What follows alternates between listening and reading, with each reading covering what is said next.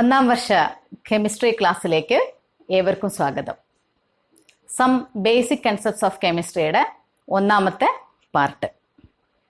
കഴിഞ്ഞ ക്ലാസ്സിൽ നമ്മൾ കെമിസ്ട്രി ഉണ്ടായി വന്നതിൻ്റെ ചരിത്രത്തെപ്പറ്റി, കെമിസ്ട്രിയുടെ പ്രാധാന്യത്തെപ്പറ്റി ഒക്കെ നമ്മൾ വളരെ വിശദമായി സംസാരിച്ചു.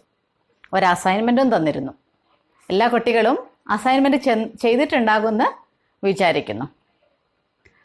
അപ്പോൾ ഇവിടെ നമ്മൾ കെമിസ്ട്രിയുടെ വളരെ ബേസിക് ആയിട്ടുള്ള ചില തത്വങ്ങളെപ്പറ്റി, ചില കൺസെപ്റ്റുകളെപ്പറ്റി ഒക്കെയാണ് പഠിക്കാൻ പോകുന്നത്. So what is chemistry? എന്താണ് കെമിസ്ട്രി? Chemistry is the science of molecules and the transformations. മോളിക്യൂൾസിനെ പറ്റിയും തന്മാത്രകളെ പറ്റിയും അതിൻ്റെ ട്രാൻസ്ഫോർമേഷൻസിനെ പറ്റിയും പഠിക്കുന്ന സയൻസാണ് കെമിസ്ട്രി. കെമിസ്ട്രി എന്ന് പറയുന്നത് കേവലം മൂലകങ്ങളെ പറ്റി, എലമെൻസിനെ പറ്റി മാത്രം പഠിക്കുന്നതല്ല. വ്യത്യസ്തങ്ങളായ രാസപ്രവർത്തനങ്ങളെ പറ്റി, കെമിക്കൽ റിയാക്ഷൻസിനെ പറ്റി, കോമ്പൗണ്ട് ഫോർമേഷനെ പറ്റി ഒക്കെ പഠിക്കുന്ന ഒരു ശാസ്ത്ര ശാഖയാണ്. It deals with the composition, structure and properties of matter. മാറ്ററിൻ്റെ സ്ട്രക്ചറിനെ പറ്റി, അതിൻ്റെ കോമ്പസിഷനെ പറ്റി, അതിൻ്റെ പ്രത്യേകതകളെ പറ്റി ഒക്കെ പഠിക്കുന്ന ഒന്നാണ് കെമിസ്ട്രി. ഇപ്പോൾ കെമിസ്ട്രിയിൽ നമ്മൾ ഒത്തിരി കാര്യങ്ങൾ കാണാൻ പോവുകയാണ്. വ്യത്യസ്ത തരം കെമിക്കൽ റിയാക്ഷൻസ്, വ്യത്യസ്ത തരം കോമ്പൗണ്ട്സിൻ്റെ, മോളിക്യൂൾസിൻ്റെ സ്ട്രക്ചറും പ്രോപ്പർട്ടീസും ഒക്കെയാണ് നമ്മൾ കെമിസ്ട്രിയിൽ ഇനി കാണാൻ പോകുന്നത്. അപ്പം അങ്ങനെയാണെങ്കിൽ ആദ്യമായിട്ട് നിങ്ങളോട് ചോദിക്കട്ടെ, what do you mean by matter? എന്താണ് മാറ്റർ അല്ലെങ്കിൽ ദ്രവ്യം? Matter is nothing but anything which occupies space and has mass.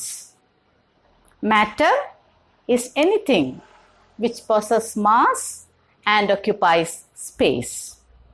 Mass ഉള്ള, വോള്യമുള്ള അത്തരം സബ്സ്റ്റൻസിനെ നമ്മൾ വിളിക്കുന്നതാണ് മാറ്റർ, ദ്രവ്യം. And this matter can exist in 3 different states. പ്രധാനപ്പെട്ട 3 വ്യത്യസ്ത സ്റ്റേറ്റ്സിൽ, അവസ്ഥകളിൽ ഈ മാറ്ററിന് എക്സിസ്റ്റ് ചെയ്യാൻ പറ്റും. ഏതൊക്കെയാണവ? Solid, liquid and gas. These are the 3 different states of matter. And what are the difference between these 3 phases or states, solid, liquid and gases? എന്തൊക്കെയാണ് വ്യത്യാസങ്ങൾ? In solids, particles are held very close to each other in an orderly fashion. മാത്രമല്ല, പാർട്ടിക്കിൾസിൻ്റെ movement highly restricted ആണ്. അപ്പോൾ സോളിഡ്സിൻ്റെ പ്രത്യേകത വളരെ അടുത്തടുത്ത് പാർട്ടിക്കിൾസിനെ arrange ചെയ്തിട്ടുള്ള, വളരെ ഓർഡേർഡ് അറേഞ്ച്മെൻ്റ് ഉള്ള ഒന്നാണ് സോളിഡ്. സോളിഡ്സിൽ പാർട്ടിക്കിൾസൊക്കെ വളരെ തിക്കായിട്ടാണ് പാക്ക് ചെയ്തിരിക്കുന്നത്. അതിന് ഒരു നിശ്ചിത അറേഞ്ച്മെൻ്റ് ഉണ്ട്. അതേപോലെ സോളിഡ്സിന് മറ്റൊരു പ്രത്യേകത എന്ന് പറയുന്നത് പാർട്ടിക്കിൾസിന് എന്ത് ചെയ്യാൻ പറ്റില്ല? അധികം മൂവ് ചെയ്യാൻ പറ്റില്ല, റെസ്ട്രിക്റ്റഡ് ആണ്. എന്നാൽ ലിക്വിഡ്സിലോ particles are held closely but it can move around. അതിന് മൂവ് ചെയ്യാൻ പറ്റും. ഗ്യാസസിലോ movement is very easy and fast. വളരെ ഫാസ്റ്റായിട്ടും വളരെ എളുപ്പത്തിലും മൂവ് ചെയ്യാൻ പറ്റുന്ന ഒന്നാണ് gas molecules. Okay. And what are the other differences between these 3 states, solid, liquid and gases? സോളിഡിനൊരു പ്രത്യേകതയുണ്ട്. It possesses fixed mass, fixed shape and fixed volume. നിശ്ചിതമായ മാസും നിശ്ചിത ആകൃതിയും നിശ്ചിത വ്യാപ്തവുമുള്ളതാണ് സോളിഡ്. ലിക്വിഡിലോ? ലിക്വിഡിനുണ്ട് നിശ്ചിത മാസ്, നിശ്ചിത വോള്യമുണ്ട്, നിശ്ചിത വ്യാപ്തമുണ്ട്. എന്നാൽ ഡെഫിനിറ്റ് ആയിട്ടുള്ള ഷേപ്പ് ഉണ്ടോ? ഇല്ല. It acquires the shape of container. കണ്ടെയ്നറിൻ്റെ ഷേപ്പ് തന്നെയായിരിക്കും ലിക്വിഡ്സിന്. And in the case of gases, gases possess fixed mass but it do not possess fixed shape or fixed volume. ഇതൊക്കെയാണ് ഈ 3 മാറ്ററിൻ്റെ സ്റ്റേറ്റ്സ് തമ്മിലുള്ള വ്യത്യാസം. Then let's move on to the classification of matter. Matter can classified broadly into two types. Which are the 2 types of matter? The first one is mixtures, second is the pure substance. Mixtures and pure substance. പേരിൽ തന്നെ ചില കാര്യങ്ങളൊക്കെ നമുക്ക് മനസ്സിലാക്കാൻ പറ്റുന്നുണ്ട്. So here we start with the first classification of matter, that is mixtures. മിശ്രിതം എന്ന് പറയും മലയാളത്തിൽ. മിക്സ്ചറിനൊരു പ്രത്യേകതയുണ്ട്. It contains 2 or more components, 2 or more substances in any ratio. ഏത് റേഷ്യോയിലും ഒന്നിലധികം സബ്സ്റ്റൻസസ് മിക്സ് ചെയ്തിരിക്കുന്ന ആ ഒരു സിസ്റ്റത്തെയാണ് നമ്മൾ മിക്സ്ചർ എന്ന് വിളിക്കുക. And this each substances are called components. അപ്പോൾ കമ്പോണൻസ് രണ്ടിലധികം കമ്പോണൻസ് അടങ്ങിയിട്ടുള്ള ഒരു ഫിക്സ്ഡ് റേഷ്യോ ഇല്ല, ഏത് റേഷ്യോയിലും ഇവർക്ക് എന്ത് ചെയ്യാൻ പറ്റും, മിക്സ് ചെയ്യാൻ പറ്റും. അങ്ങനെയുള്ള സിസ്റ്റത്തെയാണ് നമ്മൾ മിക്സ്ചർ എന്ന് പറയുന്നത്. And can you site out different examples for mixtures? Sugar solution is a mixture. Tea is a mixture. What about air? Air is a mixture of different gases. Okay. And then mixture can be again subdivided into 2. Homogeneous mixture and heterogeneous mixture. ഇവിടെയും ആ പേരിൽ ചില clues ഒക്കെ ഒളിഞ്ഞു കിടക്കുന്നുണ്ട്. Homo എന്ന് പറഞ്ഞാൽ എന്താണ്? സെയിം എന്നാണ് അല്ലേ? ഹെട്രോ എന്ന് പറയുമ്പോൾ തന്നെ അവിടെ ഒരു വ്യത്യസ്ത എന്ന് ഫീൽ ചെയ്യുന്നുണ്ട്. അപ്പോൾ ഹോമോജീനിയസ് മിക്സ്ചറിലേക്ക് നമ്മൾ ആദ്യം ഡിസ്കസ് ചെയ്യാൻ വരികയാണ്. What do you mean by homogeneous mixture? Homogeneous മിക്സ്ചറിൻ്റെ പ്രത്യേകത, components completely mix with each other. Components completely mix with each other and the composition is uniform through out.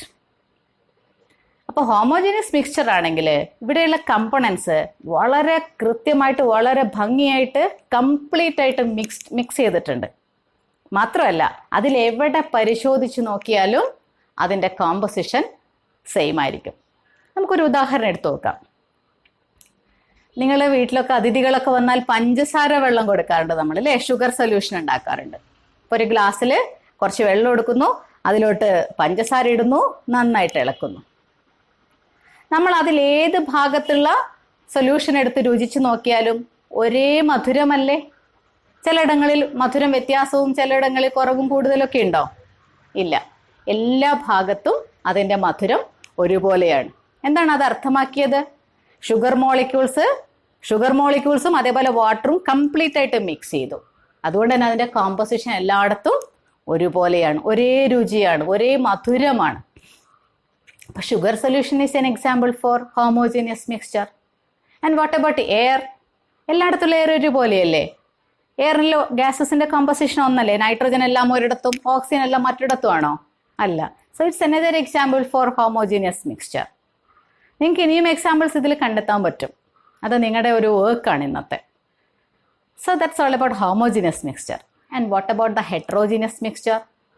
Heterogeneous മിക്സ്ചറിൽ the composition is not uniform. അതാണ് ഇവിടുത്തെ വ്യത്യാസം. Mix ചെയ്തിട്ടുണ്ട്, പക്ഷേ composition uniform അല്ല. നമുക്കൊരു എക്സാമ്പിൾ എടുത്താൽ നിങ്ങൾക്ക് ഒന്നും കൂടെ ക്ലിയർ ആകും. നോക്കൂ, a mixture of salt and sugar. സോൾട്ടും ഷുഗറും എടുത്ത് നിങ്ങൾ മിക്സ് ചെയ്തു. അപ്പോൾ ഷുഗർ പാർട്ടിക്കിൾസിൻ്റെയും അതേപോലെ സോൾട്ടിൻ്റെയും പാർട്ടിക്കിൾസ് ഒരേപോലെയാണോ? എല്ലായിടത്തും ഒരേ കോമ്പോസിഷൻ ആയിരിക്കുമോ? ആയിരിക്കണം എന്നില്ല. ചിലപ്പം പഞ്ചസാര തരികൾ ഒരു പ്രത്യേക സ്ഥലത്ത് കൂടുതലുണ്ടാകാം, ചിലയിടത്ത് കുറവുണ്ടാകാം അല്ലേ? ചിലയിടത്ത് സോൾട്ടായിരിക്കാം കൂടുതലുണ്ടാകുന്നത്. അപ്പോൾ ഇതിനനുസരിച്ച് ഓരോയിടത്തുള്ള കോമ്പോസിഷനിൽ വ്യത്യാസമുണ്ട്. അപ്പോൾ ഹെട്രോജീനിയസ് മിക്സ്ചറിൻ്റെ പ്രത്യേകത, here the composition is not uniform. ഒരു എക്സാമ്പിളാണ് നമ്മളിപ്പോൾ ഇവിടെ കണ്ടത് അല്ലേ? ഏതാ എക്സാമ്പിൾ പറഞ്ഞത്? Salt and sugar. അതേപോലെ നമ്മൾ കടയിൽ നിന്നൊക്കെ വാങ്ങുന്ന അരി അല്ലേ, ചോറിനൊക്കെ ഉപയോഗിക്കുന്ന അരി, ഇപ്പം കൂടുതലും സോർട്ടെക്സ് റൈസ് ആണ്.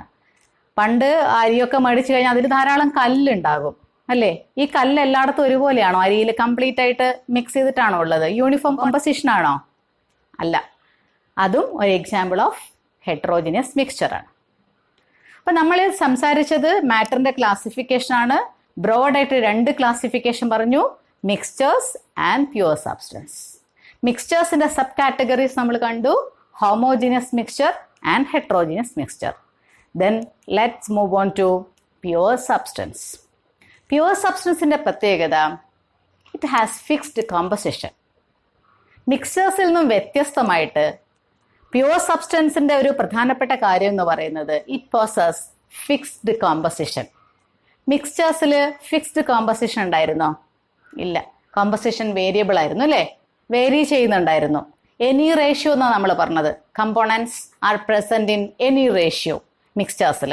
പ്യുവർ സബ്സ്റ്റൻസിൽ കോമ്പസിഷൻ വേരിയബിൾ അല്ല, അതിൽ മാറ്റമില്ല, ഫിക്സ്ഡ് ആണ്.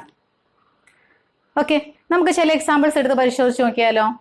ചില ആറ്റംസ്, ഗോൾഡ്, സിൽവർ, കോപ്പർ, ഇവിടെയൊക്കെ എല്ലാവരുടെയും ഒരേപോലെയല്ലേ കോമ്പസിഷൻ?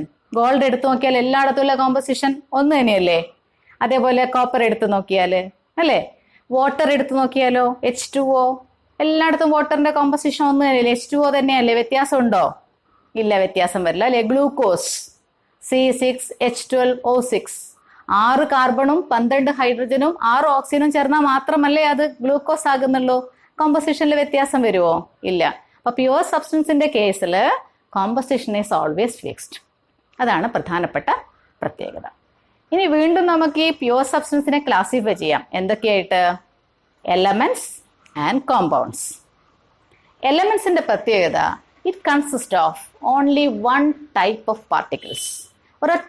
ഒരു തരം പാർട്ടിക്കിൾസ് മാത്രം അടങ്ങിയിട്ടുള്ള ആ ഒരു സിസ്റ്റത്തെയാണ് നമ്മൾ എലമെന്റ്സ് എന്ന് വിളിക്കുന്നത്. മൂലകങ്ങൾ എന്ന് പറയും മലയാളത്തിൽ. ഗോൾഡ് ഒരു മൂലകമാണ്, സിൽവർ മറ്റൊരു മൂലകമാണ്, ഓക്സിജൻ ഒരു മൂലകമാണ്. ഇതൊക്കെ ഡിഫറെന്റ് എക്സാമ്പിൾസ് ഫോർ എലമെന്റ്സ്.